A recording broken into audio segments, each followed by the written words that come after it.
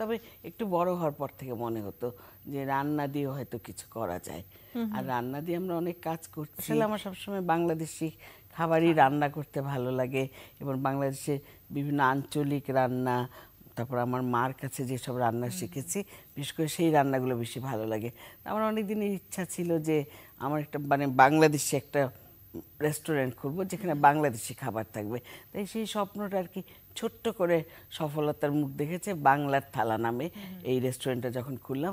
এখানে আমাদের আসলে যেসব খাবার আছে সব হলো বলতে গেলে আসলে আমার মায়ের কাছে শেখা, মায়ের হাতে রেসিপি দিয়ে রান্না করা, এবং মশলা যা কিছু আমরা ব্যবহার করছি সব একটু অন্যরকম, ছোট আঙ্গিকে করেছি।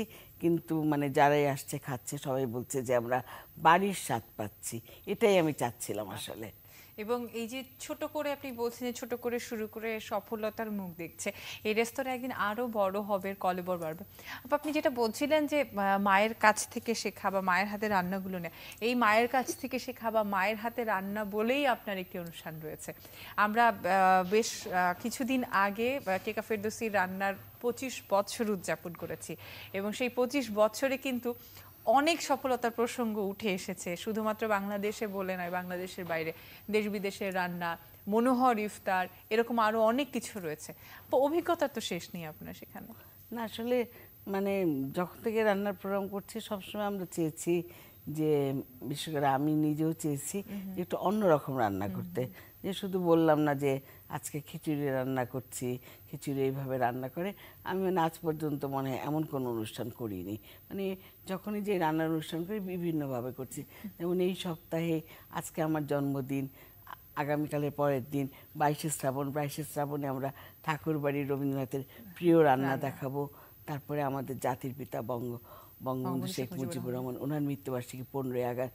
সেই দিন আমরা ওনার একটা প্রিয় খাবার রান্না করে দেখাবো দেশ বিদেশের রান্নার অনুষ্ঠানে। তার জন্য হচ্ছে কি আমরা সবসময় চেষ্টা করি দর্শকরা যেহেতু রান্নার প্রোগ্রাম দেখতে পছন্দ করেন, একটু অন্যরকম করে অনুষ্ঠানগুলো মানে দেখানোর জন্য চেষ্টা করি। এই চেষ্টাটা আমাদের সবসময় থাকে। আদিবাসী রান্নার অভিজ্ঞতাটা কিরকম? আদিবাসীদের আসলে বাংলাদেশে যখন আমি বান্দরবনে বড় মানে এটা আসলে বিভিন্ন অঞ্চলে যাই, হ্যাঁ ব্যাপারটা মানে যারা আদিবাসীরা তো এখন তো আমাদের একটা মানে আমাদের মধ্যে আমরা আলাদা করে দেখছি না, কিন্তু তারপরেও মানে আমাদের আঞ্চলিক রান্না, তো ওদেরও আঞ্চলিক রান্না আছে, ওদের খাবার ভালো লাগে। তবে আমার মনে হয় যে আমার যে বাংলা থালাটা যেটা করেছে এখন তো আমার মায়ের রেসিপি দিয়ে কয়েক রকমের থালা করেছি, তা আমাদের ইচ্ছা আছে যে ভবিষ্যতে এটা বড় করতে পারলে আমরা বাংলাদেশের বিভিন্ন আঞ্চলিক খাবারও খাওয়ানোর চেষ্টা করব। এটা ইচ্ছা আছে, এটা অনেক বড় স্বপ্ন। এই স্বপ্ন মানে আমি বেঁচে থাকতে পূরণ হবে কিনা আমি জানি না, তবে ইচ্ছা আছে। নিঃসন্দেহে আপা, খুব অল্প সময়ের মধ্যে যখন বাংলার থালা এমনি করে সফলতার মুখ দেখছে, একটু একটু করে সবকিছু তো সংযোজন হবে। তো সেখানে তো আসলে মানে আপনি যেই পরিমাণে নিবেদন বা ডেডিকেশন দিয়ে আপনি এগোচ্ছেন, সেই জায়গাতে আসলে সফলতার মুখ না দেখার যেমন কোনো অবকাশ নেই, তেমনি দেরি হবারও কোনো উপায় নেই। আসলে এই ধরনের কোনো কাজ করতে গেলে মানে আমার নিজের এফোর্ট তো থাকবেই, কিন্তু সেই সাথে অনেকের সহযোগিতা লাগে। বিশেষ করে যারা রেগুলার আসবে তাদের কাউকে তো আমি বাসা থেকে ডেকে আনতে পারবো না যে আসো আমি আঞ্চলিক রান্না করছি, তোমরা কোন অঞ্চলের, এসে খাও। এটা মানে কি সবাই যদি স্বতঃস্ফূর্তভাবে মনে করে যে আমাদের বাংলাদেশি খাবার এবং আমাদের আঞ্চলিক খাবার অনেক মজার এবং এটা সারা পৃথিবীতে ফোকাস হতে পারে। যদি মায়ের হাতে রান্নার প্রসঙ্গে আসি বা মনোহর ইফতার, এরকম অনেক অনেক রান্নার সময় আপনার গেছে, অনেক অভিজ্ঞতার মধ্য দিয়ে আপনি গেছেন, কিন্তু একদম প্রথম সময়ের কথা, একদম ঘরের সেই কেকা যে একেবারে ছোট, স্কুলে যাচ্ছে বা কলেজ ইউনিভার্সিটিতে যাচ্ছে, সেই সময়ের কেকার কি কখনো মাথায় এসেছিল যে সে রন্ধনশিল্পী হবে?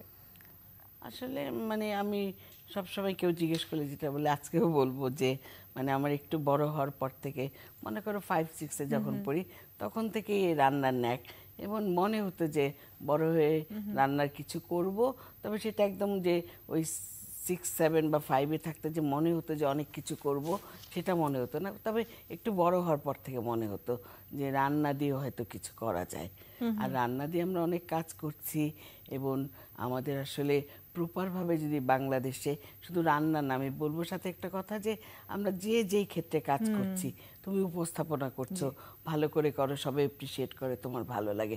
আমরা হলো যে যেই কাজ করি, একটা রিক্সাওয়ালা যখন রিক্সা চালায়, আমি যদি রাস্তায় দাঁড়িয়ে বলে, একটা বুড়া রিক্সাওয়ালা, তাকে বললাম যে আপনি কি অমুক জায়গায় যাবেন, সে বললো আমার দিকে তাকে, আচ্ছা যাব। এখন হয়তো সেখানে ভাড়া হয়তো 50 টাকা, সে চাইলো 100 টাকা, এই অ্যাটিচিউডটা ভালো হলো না।